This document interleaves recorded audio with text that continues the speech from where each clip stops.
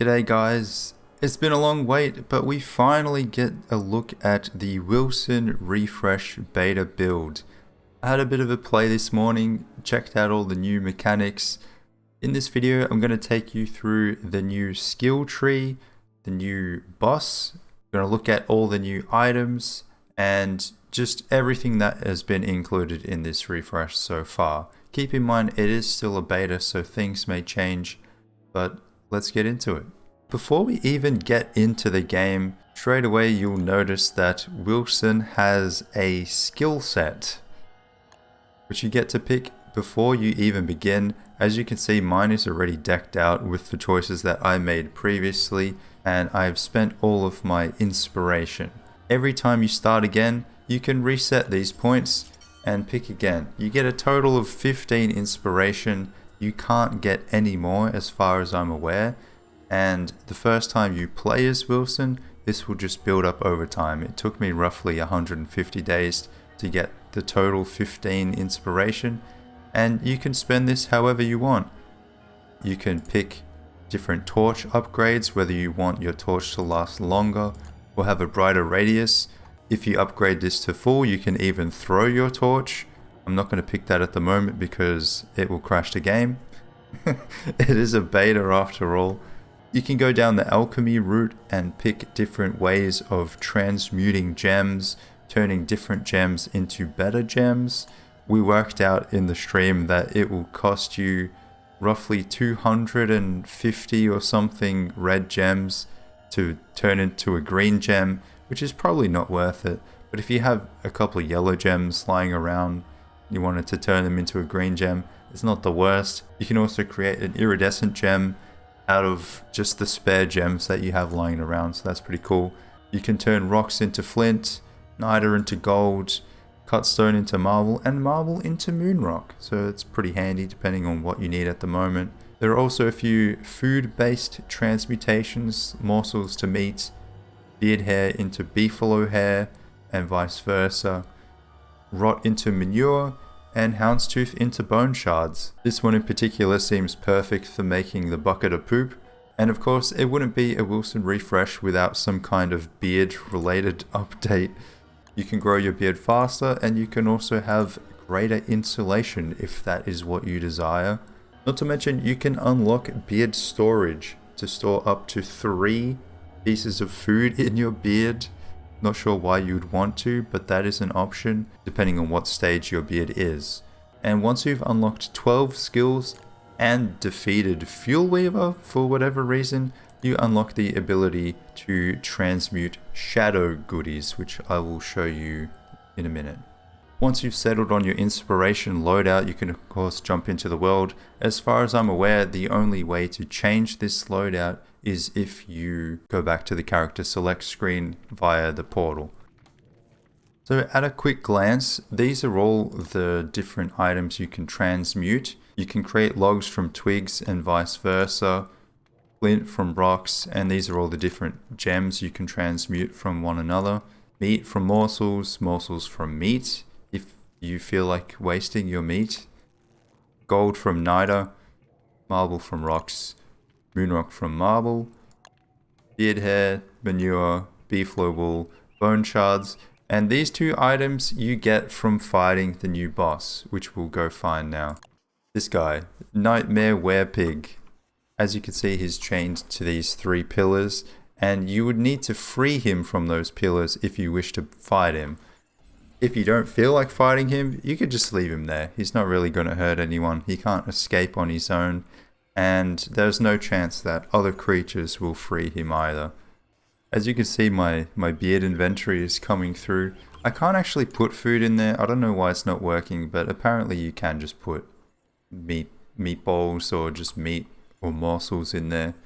But it's not working for me for whatever reason, so I can't really show that to you. If you do want to mine these pillars, you're going to need more than just the basic pickaxe, because it's not strong enough. It won't actually let you mine these all the way. And if you're playing as anyone other than Wolfgang, you're going to need a pick/axe to mine this all the way. In order to make a pickaxe, you would have to go to the ancient pseudoscience station, of course, unless you have God mode and free crafting enabled. And you combine a luxury axe, opulent pickaxe, a bit of thulicite, and you get yourself a pickaxe. Now, this pickaxe doesn't actually break the pillars, but it does hit it with enough force for it to kind of resonate a little bit. And if you manage to hit all 3 pillars quickly enough, the chains will break and the Nightmare Werepig will be freed. Unfortunately, he still has some issues. As you can see, he's kind of struggling around a bit. It looks like he's punching himself in the face. Be careful not to get too close to him when he does this, because he can actually hurt you. I think each one of these swipes does 25 damage or something like that, so he's a bit unsafe at the moment. He can't break those pillars either. But the reason why he's looking like this is because he's actually fighting off some sanity creatures. If you put on a bone helm or decrease your sanity, you'll see that he's fighting off these parasite things. They're actually called parasitic shadlings. Depending on whether or not you're feeling generous, you can attack these shadlings. They have 100 health each, and free him of these vermins, as he calls them. And you would think that killing these shadow parasites would make this guy kind of happy or pleased, but this actually is the way to start the fight, so I wouldn't recommend doing this if you're not ready to fight this guy. So we'll kill this last thing. And now, unfortunately, he's going to come after us. And here he comes. As you can see, he has 10,000 health, and his main move is to do a bit of a dash and swipe at you. Luckily, he doesn't knock the tool out of your hand, but it does set you back a little while if you don't dodge. You have to pick yourself up off the floor. Thankfully, the hitbox of this attack is not that big, and it's fairly easy to dodge just by moving a little bit to the side just before he attacks. Just like that. He will do basically this attack only until he gets to about 4,000 health, in which he will do something different. And in between attacking, he starts huffing.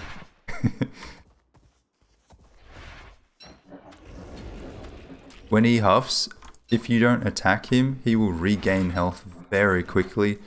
So it's a good idea to keep attacking him all the while. Also, if I let him go for a little while as he huffs, you'll see how much health he regens. He regens 30 health at a time in huff mode. So, I mean, he gives you a window to attack him. You should at least use it, right?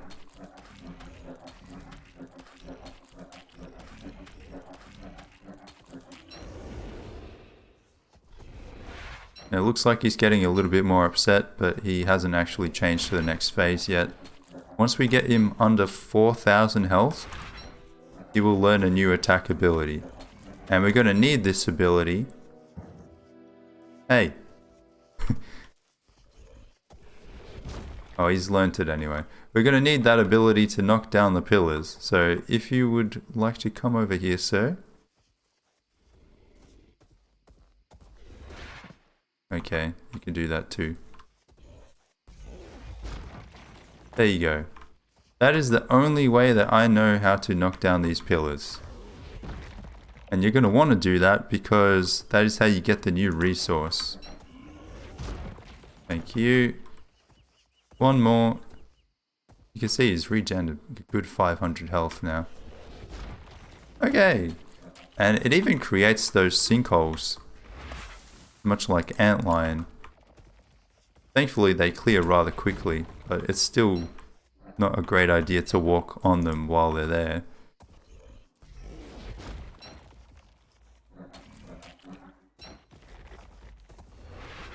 I noticed that if you get through enough of his slams, he seems to go back to this move again, which is nice, because that leaves you more huff room. and you can get a lot more damage in that way. There you go. He's finally dead. So you can see, once you kill him, he seems to think that he'll come back. I think he has more purpose than what we're seeing in this beta. But for the moment, when you do kill him, he drops a few blueprints.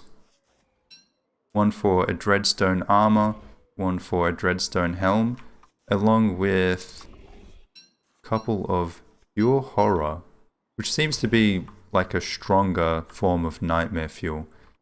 And from those pillars that he knocked down, we get this dreadstone. Combined with the pure horror, you can make the 2 blueprints that he gave. So we'll have a look at them now.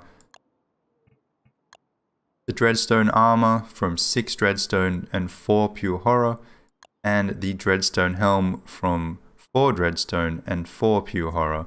So you'll see in total you need 10 dreadstone and 8 pure horror. And from that fight, I did not get enough, so you will have to fight him multiple times if you want to make both pieces of armor. Or if you have multiple people playing that want these items, you're going to have to fight him multiple times, unfortunately. He does respawn every 20 days from what I've seen. But it is quite an annoying ask for this armor. From what I've seen, this seems comparable to a knight armor. And this seems comparable to a Thulecite helm. So, in my opinion, I will probably just stick with those items rather than this. But this also gives you a sanity drain if you're not in God mode. I personally don't think it's worth a fight, but I think the fight is really cool. I'm hopeful that he'll be used for something more in the future. Fun fact, the pure horror can also be used to refuel the same things that nightmare fuel does. It seems to be twice as effective as that. So that is the Wilson refresh as it stands at this moment. Like I said, things are subject to change as this is a beta build, but I'm pretty happy with what I see so far. I think the boss is quite fun, even if the loot is a little bit underwhelming at the moment. I still think that there is more to this than meets the eye. Maybe when the roadmap comes out, we'll get more of an idea of where this is heading, where this is all leading. We also don't have an animated short for Wilson yet, but that will obviously come.